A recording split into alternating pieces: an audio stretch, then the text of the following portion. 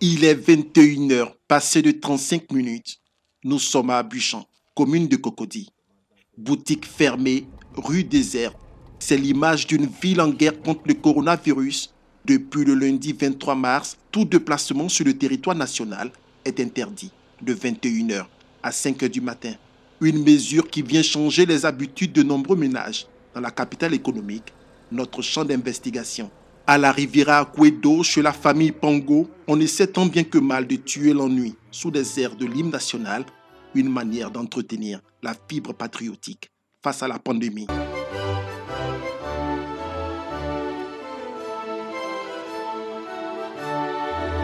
Dans cette famille de 10 personnes, à chaque catégorie d'âge correspond une activité. Les tout petits pour la console de jeu, les plus grands revisent leurs notes musicales. Le père, lui, finalise ses tâches professionnelles. Pour ce qui est de nous, les parents, les habitudes n'ont pas trop changé. Hein. On les a habituellement à 21 h, on a déjà fini de manger et tout ça, on est en train de se préparer, de travailler un peu avant d'aller dormir. Et là, maintenant, on s'est rendu compte que c'est plutôt au niveau des enfants qu'il fallait développer de nouvelles habitudes.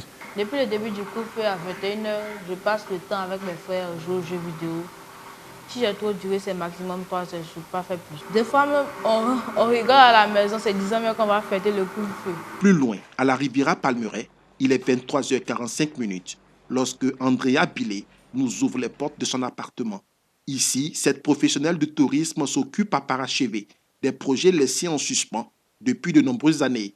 De nature, je suis assez casanière, donc je ne sens pas véritablement, à moins que ça soit, j'en ai besoin en fait, ça soit nécessaire. Mais il faut dire que là, comme c'est contraignant, on ne sait pas trop quoi faire, on tourne un peu en rond.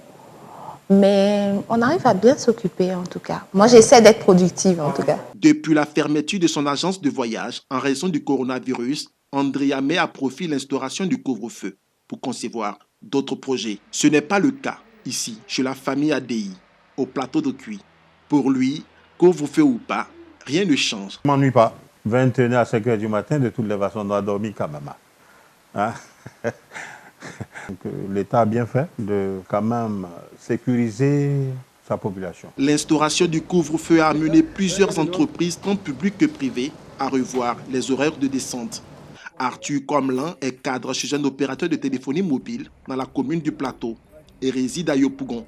Ses horaires de descente ont été ramenés à 4 heures plus tôt, c'est-à-dire de 19 h à 15 h. On est obligé de respecter les consignes du gouvernement pour éviter que la maladie ne se propage. Sinon, en bon ivoirien, on finit à 18 h, 19 h. On se fait un petit after work entre potes, juste pour se rafraîchir les idées. Hein. C'est pas pour que madame se fâche. Mais... La nuit tombée, Arthur, habitué des after work entre collègues, est bien obligé de passer plus de temps avec sa famille. Le point positif, en tout cas, c'est que on est présent. On est présent avec madame. On a pu assister à la venue du bébé. Donc, ça change les habitudes. Vécu diversement par les ménages, l'instauration du couvre-feu est appréciée des Ivoiriens pour qui aucun sacrifice ne vaut une bonne santé.